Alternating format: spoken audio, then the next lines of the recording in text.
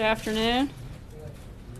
Before we get started, I'd like to bring up Mark Short, the Director of Legislative Affairs, to give an update on how we're moving the President's agenda through Congress, particularly on the historic obstruction from Senate Democrats on confirming the President's incredibly qualified nominees to posts across the federal government. After his statement, Mark will take a few of your questions on that topic, and after that, I will be back to answer your other questions. Thanks. Mark? Good afternoon. This week, the Senate has scheduled a few confirmation votes.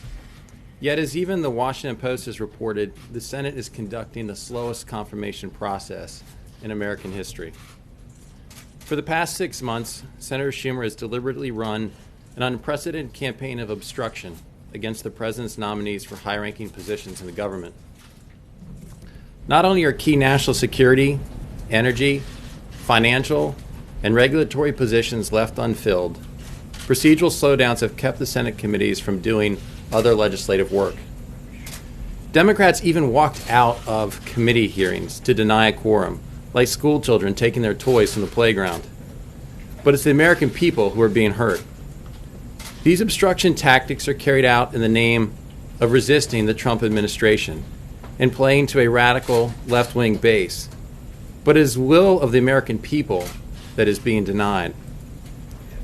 As war rages in the Middle East, the Senate hasn't confirmed many national security appointees. In fact, the President's nominee for Undersecretary of Defense, Elaine McCusker, enjoyed bipartisan support as she advanced through committee, but she's now been waiting since May 23rd for a vote on the Senate floor. The person responsible for ensuring our national security throughout all foreign investments is still waiting an up or down vote.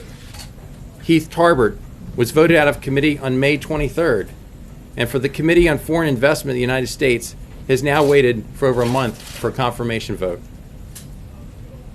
As Americans are anxious to get back to work and get the economy growing again after 8 years of stagnation, the nominee to run the President's Council of Economic Advisors is stuck waiting for approval. Kevin Hassett again received Democrat support and an endorsement letter from 44 bipartisan economists, some of whom even served in the Obama administration. He was approved in committee on June 14th, and again is still waiting to be confirmed. The list goes on. We currently have 7 deputy secretaries to manage entire federal departments who have been cleared by committee and are waiting for a vote on the Senate floor.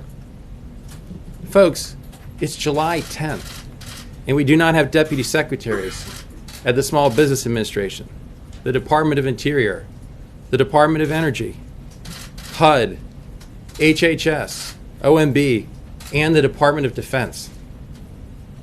Senate committees have cleared 32 of our nominees who are still waiting for a floor vote.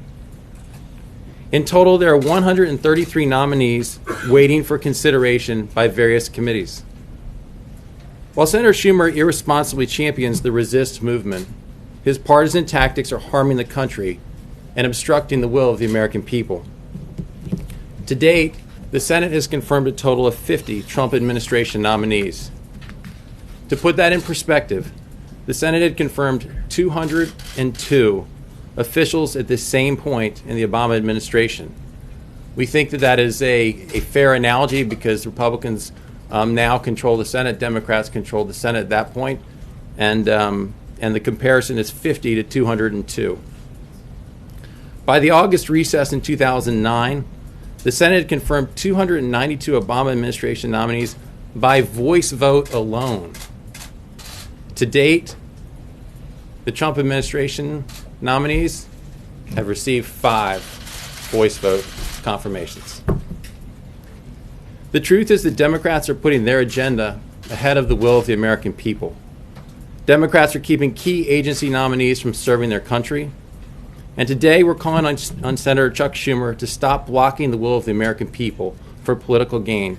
And we're also calling on you in the media to help shine light to bring this problem to light of day. The Senate will likely devote this entire week to approving just 3 well-qualified nominees. We ask, give these critical nominees an up or down vote so they can get to work.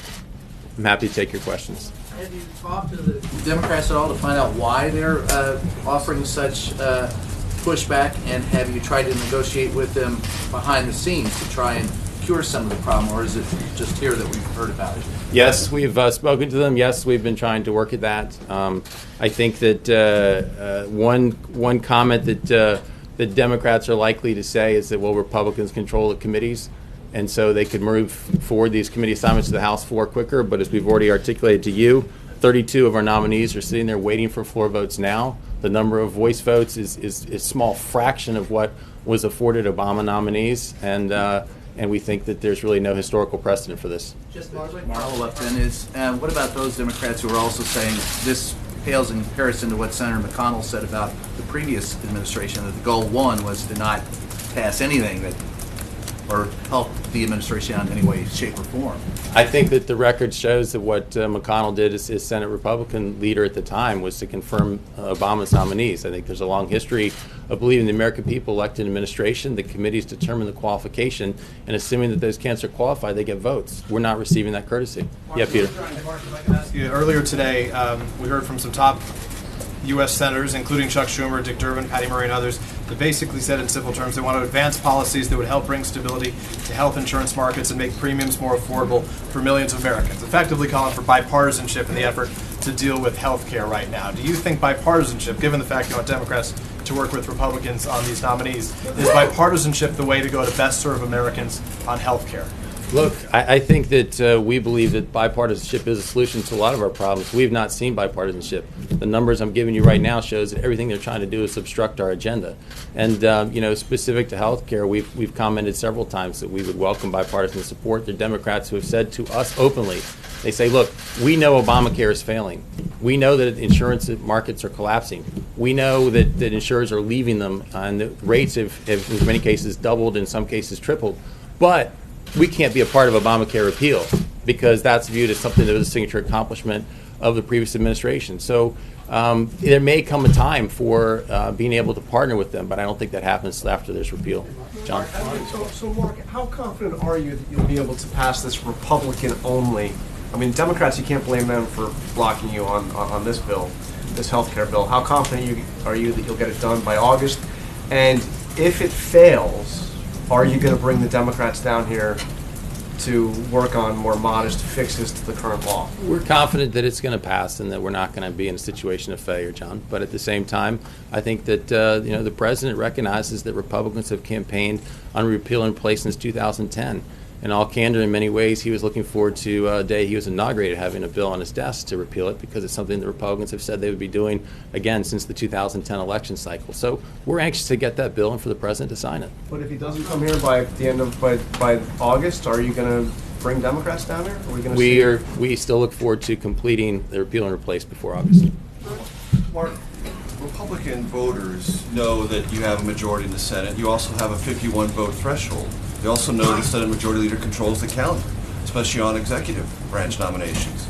So explain to them why it's only a Democratic obstruction problem. Well, as you understand the nature of cloture votes, that is something that in past administrations has not been required. And so, Motion to proceed. yes, thank you, Major. So in previous administrations, I know I have the number here. It was roughly about 5% of nominees that were required to get cloture votes. In our case, it's been about 90%. So yes, there is the process that the Republicans control the committees. In some cases, I mentioned, they've gone to the extraordinary steps of actually walking out of committee hearings to deny a quorum, just delaying the process. And in many cases, we believe that part of this is obstruction because they know the most precious thing the Senate has is floor time. So if they stretch this out longer, it means you don't get to your legislative agenda. So it's part of their strategy as well. But it is historic in the level of obstruction that is denying the will of the American people who elected a new administration and expect that administration to be able to staff the departments. Now, Mark, you told us that you have confidence that health care will get passed by the August break. But it appears by all the reporting that we do that the trajectory is moving in the opposite direction. A greater number of Republicans are ambivalent or opposed to this currently drafted legislation than just 2 weeks ago.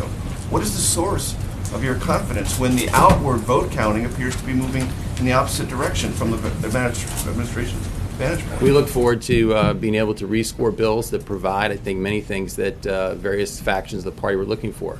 I think what you heard over the recess was expressing displeasure with the previous draft that's now been amended. It includes, as you know, a lot of resources for opioid funding that many in states, perhaps more in the Midwest, that have been plagued by opiate addiction we're looking to get. It also includes the ability to use your HSA accounts to pay for premiums, and that's something that many of the conservatives have asked for. We also are waiting to see how the Cruz-Lee amendment gets scored. So we believe that the bill is changing significantly in a way that will garner the necessary votes. Mark, thank you. Can you map out specifically what role President Trump is going to take in trying to get this bill over the finish line? Obviously, in the final days of the health care bill's passage, he was very front and center. Is he going to take the same type of approach in these next 2 weeks? Obviously, he has the Paris trip coming up. And then I know you're focused on Plan A, but should you need a Plan B, is it the position of this White House that Obamacare should be repealed with a plan to replace it further down the line? Several questions there. I think that there's a natural difference between a bill passing the House and a bill passing the Senate. And so when you have 435 members in the House, I do think that the appearance will be more frenetic. You'll see many members coming over here to the White House for broader meetings. In the Senate, we know that the number of targeted votes is a much smaller number. And so you're not going to see that same level of activity of members coming in and outside the White House. But the president doesn't mean the president isn't engaged. As the president was leaving for his most recent trip on a holiday weekend, he was continuing to make calls, and he will continue to make his case. This is a promise that Republicans have made to voters, and it's a promise that he expects them to deliver on. If you need the Plan B option, is it still the position of this White House, as the president tweeted several days ago, that the focus should shift to repealing Obamacare now, making sure that happens, that promise to America's voters gets fulfilled? To be clear, we still believe that the bill before the United States Senate is the preferable path. I just want to state that clearly for everybody, that is the path that we're playing on. But I think the president is making a very clear point that Republicans have voted many times on a repeal bill. And when we talk about repealing, it's important to keep in mind what that did. It continued payment for Medicaid. It would create basically a stabilization fund to keep the markets as they are for a period of 2-3 years until a replacement plan is put together. And I think the president is making the case that Republicans have already cast that vote. And it's not as if markets have gotten healthier. Markets have only continued to collapse. And so in light of that, it's pretty hard to explain, we think, how you would have voted for it 18 months ago and couldn't support the similar vote when the markets get worse than what they were. So the president does recognize that he just thinks, stating a simple political fact, that's a vote they're on record. In fact, 49 of the current Republicans voted for that previously. In addition, now Todd Young voted for it in the House and is in the Senate. So right there, you have 50 votes basically casting the same vote. That's the price. That's the price you're referring to, right, Mark? There's been multiple repeals. The most recent was December 15. Back on the obstruction charge, has the president raised this directly with Senator Schumer, and how often do they communicate?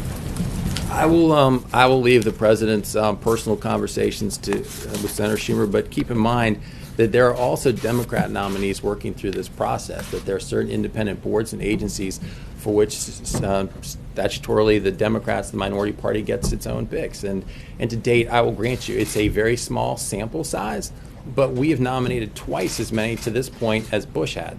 as McConnell had of Republicans. So it's, again, one more factor of us looking to try to be bipartisan and help to make the nominations that they're asking for, and yet there's been no reciprocation as far as a courtesy and anything but obstruction. Every day healthcare issue, how much confidence does the president have in Senator McConnell to push this over the line? The president has confidence in both Speaker Ryan and Leader McConnell. Yes.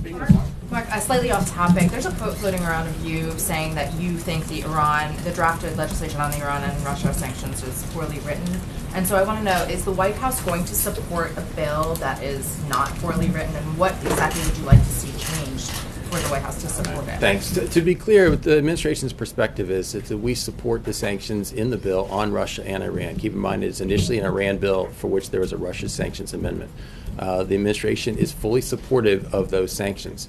What our concern is that the legislation, we believe, sets an unusual precedent of delegating foreign policy to 535 members of Congress by not including certain national security waivers that have always been consistently part of sanctions bills in the past. And so by stripping that, what you would in essence do is create, I think, challenge for us diplomatically, and in many cases the ability to react quickly to ongoing circumstances where if a nation is cooperating with you, you can extend waivers, or there's certain examples where there's covert activities in which it's helpful to have that ability. And by stripping that away from the executive branch, we think it's the way it's currently drafted is something that neither a Democrat nor Republican administration would support. Does Phil? this come up in the meetings with President Putin at all? Anything around that? Mark? On healthcare, one of the reasons that so many senators are reluctant to endorse this bill right now is they're hearing a lot of opposition in their districts, they're hearing phone calls in their office. Is there anything that the president's going to do to use his bully pulpit to make an affirmative case to the American people for this bill? We've not heard him do that so far, apart from a few tweets here and there. You know, I think the president has made an affirmative case for the bill, but I think your larger point is a fair one, that the left, I think, has been more organized in their messaging on this than collectively Republicans have as far as advocating for the benefits of the bill. And I fully accept that point as sort of a lesson learned moving forward. Well, can the president do what are you anything? gonna do about it? I mean, I think that if you will he could do an continue. address to The American people. president, you will. Again, I believe the president has remained very active in this debate, and you will see him continue to remain so. And as far as what plans he has for travel that maybe could go to targeted states to make his case, I think we'll wait and see. Mark, do you think it was the right idea, the right approach to have more of a hands-off approach during the Senate process than he did during the House process? I know Senator McConnell asked, the White House to not be directly involved in the negotiations. As it sits here right now, do you believe that was the right approach? And what are you doing specifically this week to get the Jerry Morans and the Senator Hovins on board? Because opiates aren't their concern. I reject the premise of your question. I believe that the administration has been involved. I think initially after the House bill passed, there needed to be a time of rescoring the bill. And that's what's transpired, in which everyone was a little bit on the sideline. But since then, I think that the Vice President has been at the Senate Policy Lunch every week in which this has been the primary focus of conversation. Seema Verma from HHS has gone and had countless meetings with members who are questioning where they stand or undecided. She's been talking to them very specifically about Medicaid funding for their states in very formulaic conversations. The Secretary of HHS, Tom Price, has been making calls and meeting with members throughout the holiday as well. So again, it's different because when you have 435 members in the House, you're going to see a lot more activity coming in and out of this building. But I think that that's a false measure for the level of activity that we have in this debate. But how do you explain the approval rating for this bill as it now sits is so much lower than the president's approval rating? Well, shouldn't it be at least as high in the 30s or 40 or something? Why is it so low? I think back to Phil's question. I think that it's a fair point that the Democrats were more organized in their messaging on the bill than collectively Republicans have been in making a case for the benefits of it. But I also continue to see polling that suggests that the American people do want Obamacare repealed. The number of people who have lost insurance, they know that it's a dramatic problem, and I think that there's more we could be doing on educating the benefits of repealing and replacing it with our plan. Yeah. Thank you. Part of the case you're making for this bill is that the exchanges are collapsing, and day after day, Sarah and Sean stand at that podium and talk about insurance companies. Yes, sir. Insurance companies that are pulling out of the exchanges. But until that bill passes, Obamacare is the law of the land, and those exchanges are set up by the law. Has the administration made, or is the administration making any effort to keep these insurance companies in the exchanges, or are you guys just letting them pull out? I mean, what sort of effort is that to keep them in? It's a great question. I guess fundamentally, we don't think it's the federal government's job to force an insurer to stay in the exchange. In fact, I think today what you're going to see from a report coming out this afternoon from CMS is that for the 2016 year, 281 insurers were in the private Obamacare exchanges. By 2017, it had fallen to 241, and just now, as they're supposed to submit their bids for next year in 2018, it's down to 141 insurers. Half of the insurers have already fled the markets. I don't think they need much more evidence that this system is failing. Just to be clear, there's been no outreach or effort on the administration's part to attempt to keep any of these companies in the We exchanges. continue to talk to insurers at the HHS and OMB level to continue to talk about here are things that we can do from a regulatory impact to make it easier for you. So yes, that is happening. But again, I think that we fundamentally take a different view of the way the government should work. It's not a heavy-handed enforcement to say you must stay in the insurance, in the exchanges. That's not the way we do it. Previous administration may have. As you're talking about the health care bill changing, is the president listening to the diverse voices, like women's groups, people from Appalachia who didn't like Obamacare but like the benefits of ACA? Is he listening to those diverse voices to be able to change it to benefit all America, or is it just also his base he's focusing more on, or is it all America? No, I think I appreciate the question, but I think the president recognizes he's the president of all the American people, and he wants a health care plan that meets all of their needs. He's not looking to target a plan that just benefits his base, and so I think that there have been many countless listening sessions the president has hosted here in the White House with different groups, some that have been open to the media, some that have not. But he's heard from a wide group of people and believes that this is the best plan forward. Tax reform update for us? Tax reform update, we are continuing to have conversations. I'm actually leaving here to head to the Hill momentarily, continuing to have conversations with them on our schedule. We hope to have a plan that we're agreed upon between House, Senate, and the White House. I think we've been very intentional about wanting to be on the same page and not have multiple plans. And so maybe something this week? The schedule, I would doubt it would be this week. I think that hopefully before the August recess is when we have it locked in place. And that we would look to begin the markup process when we return from August recess. Lower the corporate rate, though, to a level that is more competitive internationally. That seemed to be a big focus. Absolutely, we can lower the corporate rate, and absolutely the president's focus 100% on getting growth back in our economy. Senator Sass said that if by day the Senate had to make meaningful progress in coming together around a single bill, they should move ahead with repeal, followed by discussing replace afterwards. And the president appeared to endorse that right before last. So to be clear, do you think that they've made enough progress at this point that they don't need to go down that? I think that if that's a deadline that Senator Sass said, you should ask Senator Sass that. I don't think the president set an artificial deadline on that. As we've already discussed in a previous question, I think that he's just pointing out the obvious of where the votes were on the previous repeal vote. Thank you all very much. Nominations. Thank Mark, you. would it be a mistake? All right. That's the original topic. I hope this is you'll find it an important question. You describe this as a national security threat, the fact that there are 16 nominees on the defense side that have not been confirmed. Given the Democrats' strategy, would it be a mistake if the Senate were to go on recess in August if these nominees are not confirmed? I think that we are looking toward confirmations by the August recess. One of the data points I gave you is a comparison of what Obama had confirmed by August recess, and that's a threshold that we'll look at. And I think that the president has every right to call Congress back if necessary, because I think that authority. Because I think you make a very fair point that I believe that the Democrat obstruction is jeopardizing national security. Thank you. Thank you. Thanks, Mark. Before we talk about all of the things coming up this week, I wanted to quickly give you guys a recap of the president's trip to Poland and Germany last week and some of the things that happened here at home while we were gone. In both Germany and Poland, the president sought to reinforce old alliances and build new relationships, just as he promised he would do in his inaugural address to serve the interests of the American people.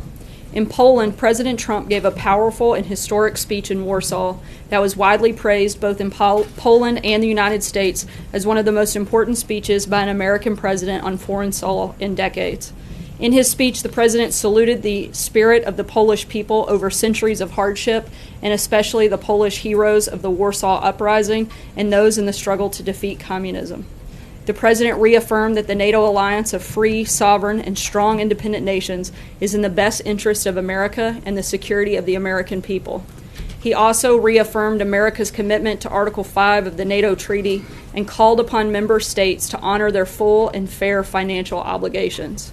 But even more importantly, the Warsaw speech was a stirring defense of the West in a manner not heard from an American president in many years.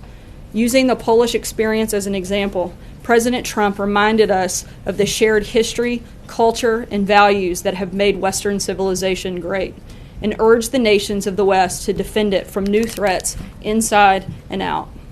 President Trump concluded by challenging the nations of the West to remember our histories, have confidence in our values, and have pride in who we are. He proclaimed that by remembering these strengths, we will continue to be the greatest, freest, most successful community of nations in history. In Germany, the president successfully achieved his objectives on behalf of the American people at the G-20.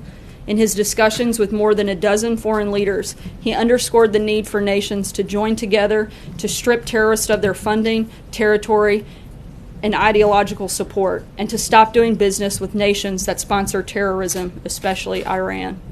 On North Korea, he called on all nations to isolate the regime and to cut off all ties of trade and commerce.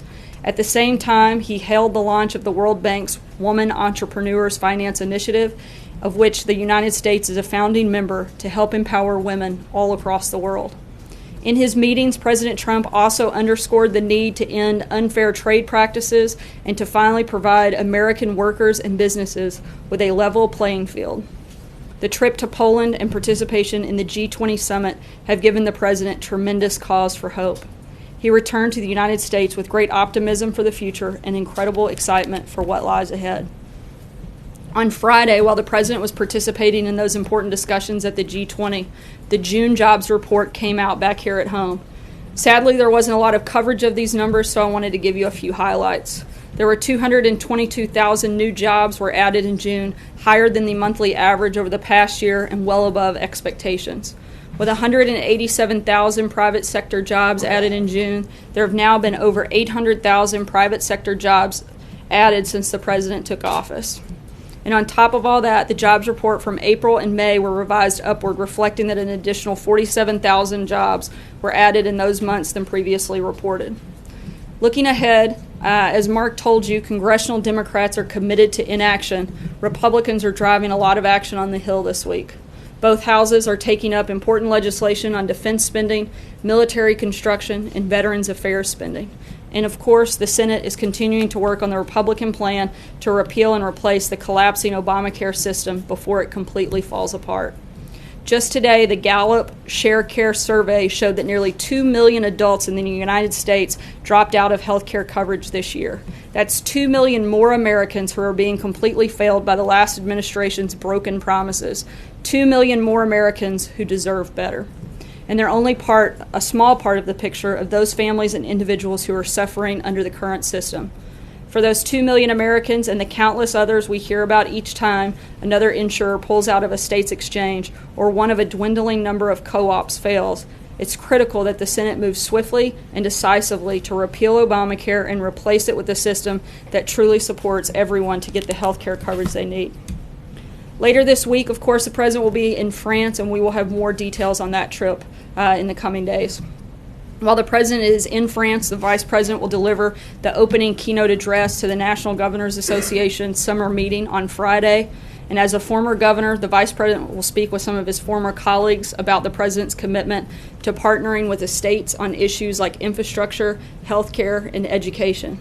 While in Rhode Island for the event, he will also meet with the Prime Minister of Canada, who is attending the NGA meeting to continue our country's productive conversations on immigration, security, and trade, including renegotiating NAFTA. And before I take your questions, I want to read a statement from the President on some recent current events. Today, Iraqi security forces, supported by the United States and the global coalition, liberated the city of Mosul from its long-time nightmare under the rule of ISIS. We congratulate Prime Minister Abadi, the Iraqi security forces, and all the Iraqis for their victory over terrorists who are the enemies of all civilized people. We mourn the thousands of Iraqis brutally killed by ISIS and the millions of Iraqis who suffered at the hands of ISIS. We grieve with the Iraqi people for the loss of heroic soldiers who gave their lives to restore life to their country, and we honor their sacrifice. We in the United States and the global coalition are proud to stand with the Iraqi security forces and all those who made this moment of liberation possible. We've made tremendous progress against ISIS, more in the past 6 months than in the year since ISIS became a major threat. The victory in Mosul, a city where ISIS once proclaimed its so-called caliphate, signals that its days in Iraq and Syria are numbered. We will continue to seek the total destruction of ISIS. And with that, I'll take your questions. And because he's not always here, and he's a fellow Arkansan, Frank Lockwood, because I get to pick. The president today tweeted that it would be unimaginable, he can't imagine that Congress would go home from Washington in August, take the month off if they haven't dealt with repeal and replace of Obamacare. If Congress does the unimaginable and goes from, is the president prepared to ensure that there are consequences for those vacationing lawmakers in 2018?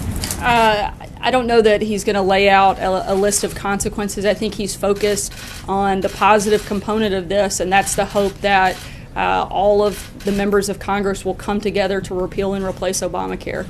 That's his focus, is making sure it gets done, not on what happens if it doesn't. If I could ask on one more tweet. The president also tweeted this morning about Hillary Clinton, Chelsea Clinton, said that she was giving away the country, I believe. At what point is the president going to put Hillary Clinton, Chelsea Clinton, Bill Clinton in the rearview mirror? He won the election. He won it fair and square.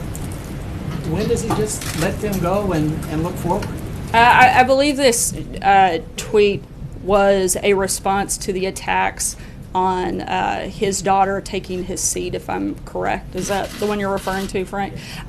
Look, this wasn't about putting them in the front.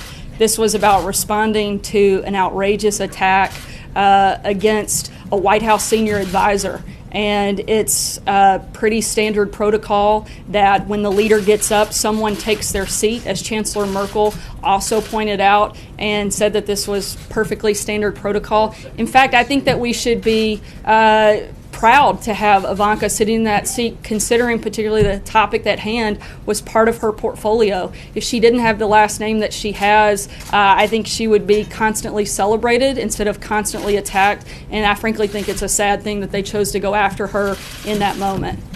Jonathan? Sarah, first just a quick clarification from the meeting with Putin in Germany. Did the president say that he accepted Putin's denial of any involvement in election interference, as Putin said in his press conference? Have you had a chance to ask the president about that?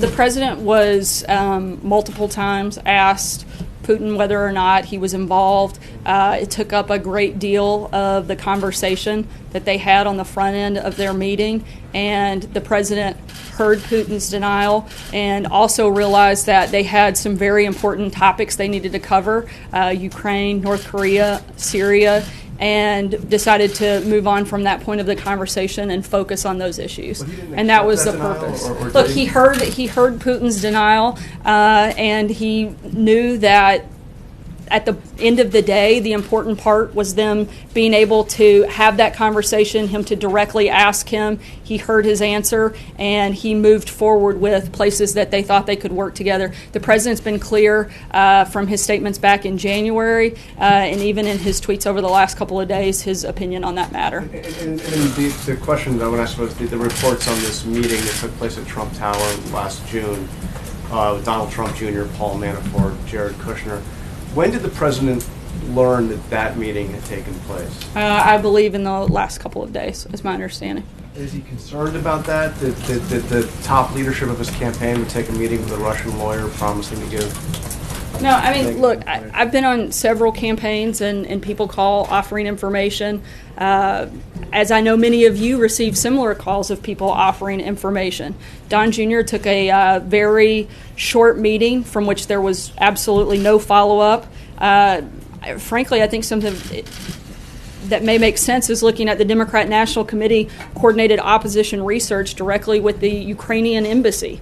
This is not an accusation. That's an on-the-record action that they took. So if you're looking for an example of a campaign coordinating with a foreign country or a foreign Source, look no further than the DNC, who actually coordinated opposition research with the Ukrainian embassy. And no one in this room, to my knowledge, really had a big problem with that. The only thing I see inappropriate about the meeting was the people that leaked the information on the meeting after it was voluntarily disclosed. At this point, I'd also like to add, Donald Trump Jr. has made a statement on this, President's outside counsel has made a statement on it, and now I have as one. I'm not going to add anything further. Phil? Sarah, just to follow up on that, if this sort of meeting is normal and standard practice in the campaign, do you know if there were any other meetings that either Donald Trump Jr. or other representatives of the Trump campaign had with other Russian officials or any other foreign agents? I don't know of any. I don't know of any other meetings with Don Jr. But I also haven't had an extensive conversation with him. Into whether there were any other? I'm not sure, Phil. I'll have to check and get back to you. Matthew. I have a question about this cyber task force with Russia. Yesterday, the president tweeted about the cybersecurity unit being put together, and then about 12 hours later said it would never happen. What went down in those 12 hours that so drastically changed that situation? This was part of a discussion in that meeting. And look, we recognize that Russia is a cyber threat, but we also recognize the need to have conversations with our adversaries. And when our adversaries see strength like they did with the president in the meeting, they can look for other ways to work on shared interests and look for positive places where they can move the ball forward, particularly on things like the ceasefire. And that became a greater focus, and something the president chose to stay focused on is that front. Major. Sir, just to clarify, that idea is dead. Look, I would say that discussions may still take place, but that's as far as it is right now. And I know you just said a minute ago you're not going to make any additional statement, but there's a history, and we have been asked by you and others at the podium to respect the statements you make there. So there's a long history of blanket denials during the transition and during times of this administration about nobody within the campaign having any meetings under any circumstances at all with Russian officials. And now one was disclosed this weekend. The original characterization of that meeting was amended within 24 hours when new information was placed before Don Jr. How are we to take all of these blanket denials that have occurred through the transition and now, when it has been proven and recognized by the president's attorney and Don Jr. that those blanket denials were not factual? Look, I think the point is that we've tried to make every single time, today and then, and will continue to make in those statements, is that there was simply no collusion that they keep trying to create that there was. But that's a different question than was asked at the time and different than the statements were about. The questions originally, as you know and I know, were about contacts, and those were blanket denied. And then when the contacts became confirmed, then it was, well, they were infrequent. Well, now we have a whole pattern of lots of different meetings that have to be confirmed later. And those original questions were not about collusion, Sarah. They were just about contacts. They were originally about that. That's the whole premise of which you're asking the question, is whether or not the campaign colluded with Russia. That's the premise of the entire scope of your questioning. And the point we've tried to make over and over again and will continue to make is that there wasn't. And beyond that, I really can't offer you anything. Sarah, back to yesterday morning's tweets. Can you tell us what it was or what is or what was going to be a cybersecurity unit and how this was going to work? I'm not sure that there were specific details discussed. I think it was simply just a discussion on cybersecurity threats and potential options, not necessarily a formal kind of structure in place. So, John Decker. Thanks a lot, Sarah. After this 2.5-hour meeting with President Putin that the president had in Germany, how would you describe the state of U.S. relations with Russia? Do you view Russia as a partner? Do you view them as an ally? Do you view them as an adversary? I would want to have further conversations with members of the Secretary of State National Security Council, but I think we saw that there were places of shared interest that we can work together, specifically things like the Syrian ceasefire that we both can agree on in order to move forward in some places. I don't think that's going to be the case on everything, but there are certainly certain instances where we can work together with Russia to make every part of the world a little bit safer. Does the president trust President Putin? I haven't asked him that question. Please ask him that question. Yeah, go ahead. Thank you, Sarah. I have two questions. We know there was no note taker in the meeting, but did you make an audio recording of the meeting, or did the Russians? Not that I'm aware of it. I have to ask. I'm not sure. Did you ask? And the second question is, Director Comey was under oath when he said that the memo he gave to his friend did not include classified information, and the president tweeted this morning that he did leak classified information. Is he accusing Comey of perjury? I think there are a lot of questions out there and a lot of reports where it indicates that Director Comey may have leaked classified information. That certainly is a threat to the national security and violates policy and law. I think it's something that should be investigated thoroughly. But the president stated flatly that he leaked classified information. He's got a much higher clearance. He may know something I don't. April. Sarah, I'll go back to a couple of questions.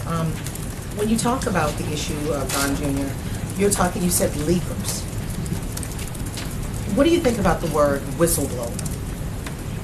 I'm sorry?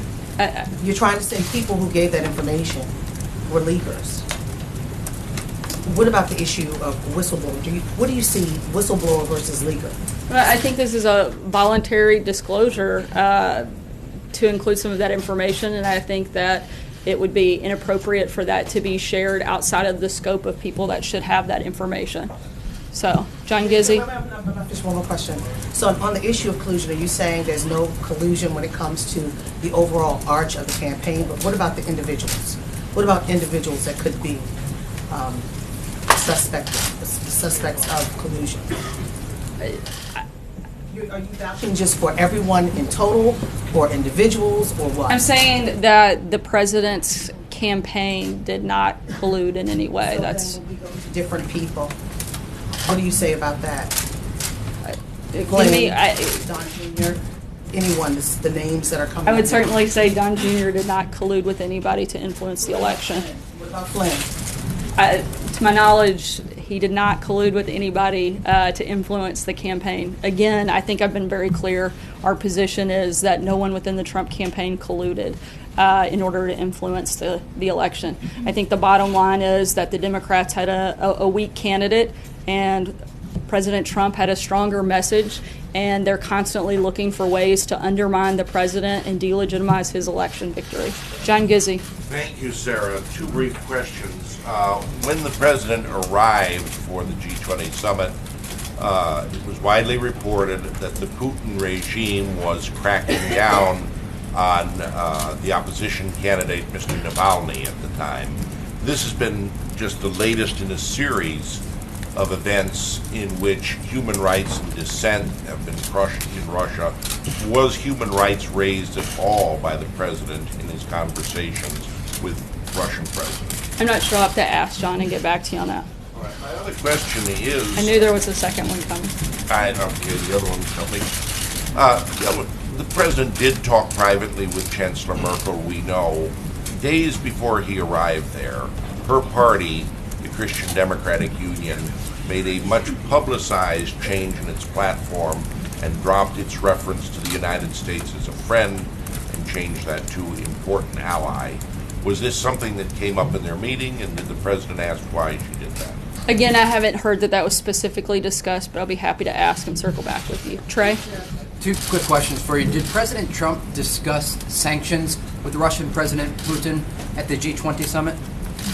I do know that it was mentioned specifically when you ask about sanctions. I know there's a little bit of a question there, and there were sanctions specific to election meddling that I believe were discussed, but not beyond that. Did the president's views on sanctions against the Russians change at all after his meeting with President Putin? Not that I'm aware of. Hunter? Thank you, Sarah. This latest meeting with the Russian lawyer, we now have 3 instances where, including with Ambassador Kislyak and the head of the Russian bank, where Jared Kushner seems to have met with Russians and not disclosed it during his security clearance check. Is the White House at all concerned about that? And do you think it raises any questions about Kushner's competence or honesty? I believe actually it was disclosed on his security clearance with an updated, It was updated paperwork, not initially. Right, with all of his contacts from during the transition and prior to that. They were all included in the update, not the original submission. I'm saying his omission in the original of all these meetings with Russians, is there any concern about that? No, because it was just an incomplete form. All of his foreign contacts were listed in the updated version, none in the original. Sorry, C. One of the subjects President Macron wants to talk to the President about is the Paris Climate Accord. Is the President willing to negotiate his position on this? I certainly think he likes to keep all things on the negotiating table. At the end of the day, the president is very focused on making sure that he gets the best deal for the American people. He certainly wants to do things to protect the environment, as we have a history of doing in the United States. He's going to continue that practice and continue to encourage it, but also make sure that he's making the deal that's best for the American people. Thanks so much, guys.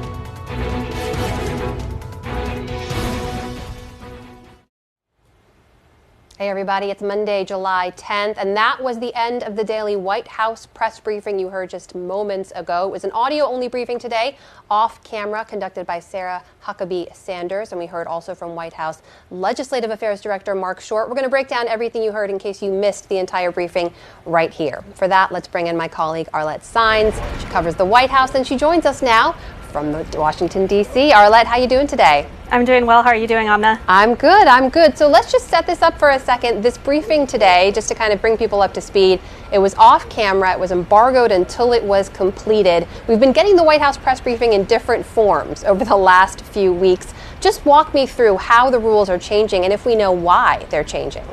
That's right. Each morning, the White House is telling us in what form there will be a briefing, or even if there will be a briefing at all. This morning, we found out that there would be one at 2 o'clock with White House Deputy Press Secretary Sarah Huckabee Sanders. That would be off camera, and we were allowed to use that audio. But as you said, it's embargoed until the conclusion of the briefing. They've been changing this really on a day-to-day basis as they try to calculate their strategy and how much they want to be out there in front of the media. Sometimes when the president travels, for instance, they won't hold a briefing because they'll do a gaggle on Air Force One when he's traveling abroad. Sometimes they'll do briefings, other times they don't. So it's really a strategy of the White House that they're deploying and deciding when and in what capacity they're willing to talk to reporters. So there were a few big items checked off in that briefing there. Obviously, we've all been seeing the headlines. There was a lot on the Russia investigation.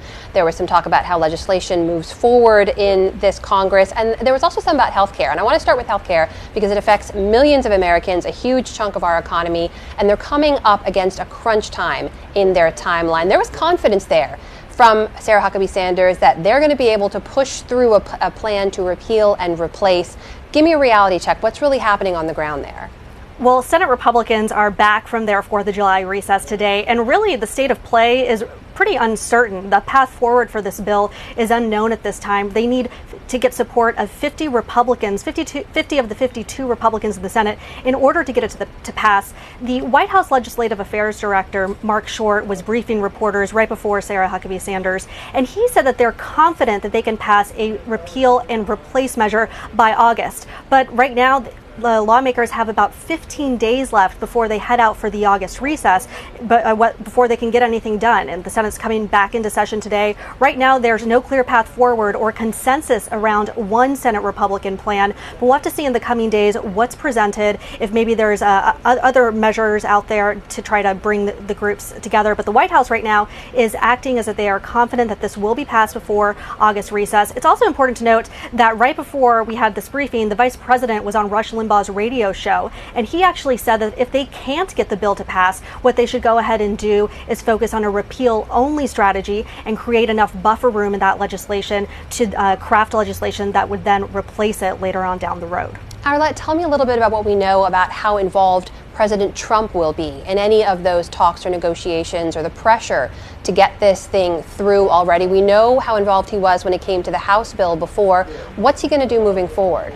That's right. Well, Vice President Mike Pence in that same radio interview said that both he and the president would be working closely with lawmakers to try to come to reach an agreement. But really the strategy that they've been employing in the Senate side of the healthcare debate is far different from the House side, where he was basically arm twisting and bringing members down here to the White House every single day, trying to convince them to come together around a plan. He's taking a little bit more of a backseat approach. Part of that's at a request of Senate Majority Leader Mitch McConnell, who's really driving the process. He and his team and a small group of lawmakers are assembling this plan and trying to find the ways that they can bring people together, the conservatives and the moderates. And that's a really hard gap to try to bridge when you have people on opposite ends of the Republican spectrum who are opposed to this bill.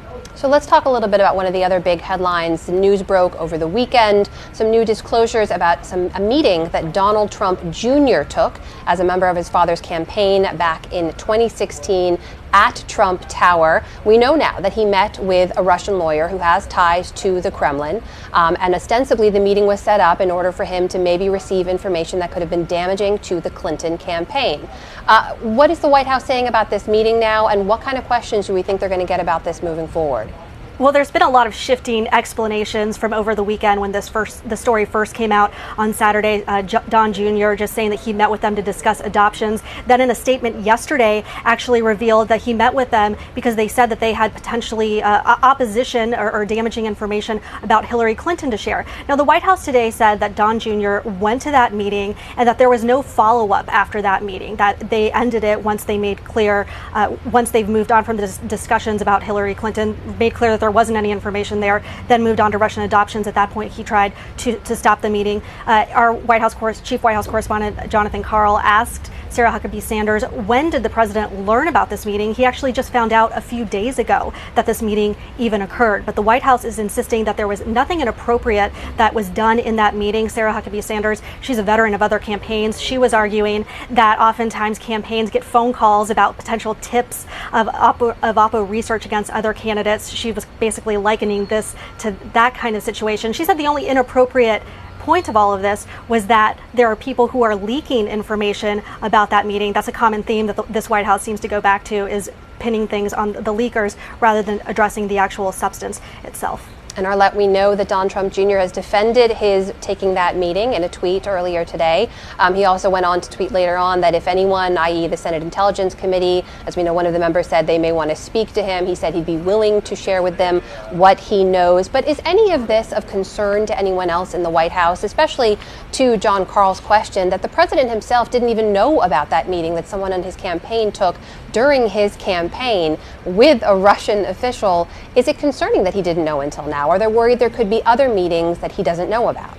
Well, right now they're not expressing that, and what the White House has said that any meetings that people of the campaign had with foreign agents or foreign officials are disclosed, and sometimes they've had to amend their disclosure forms in order to include that. But this is a meeting that's going to come under intense scrutiny, likely up on Capitol Hill. You had Senator Susan Collins today saying that she wants to hear from Donald Trump Jr. about this meeting. He, as you noted, took to Twitter saying he's willing to share any information that he has, but we do know that these congressional investigations and that special counsel, they're really going to want to look into whatever ties or meetings campaign officials had with the Russian government or other actors. But this is probably the closest that we've seen, the highest ranking campaign official, both Donald Trump Jr., Paul Manafort, and Jared Kushner meeting with someone who has ties to Russia. You mentioned some of those names there, Arlette. It brings me to another question that was asked of Ms. Sanders in that briefing, which was, look, for many months there have been blanket denials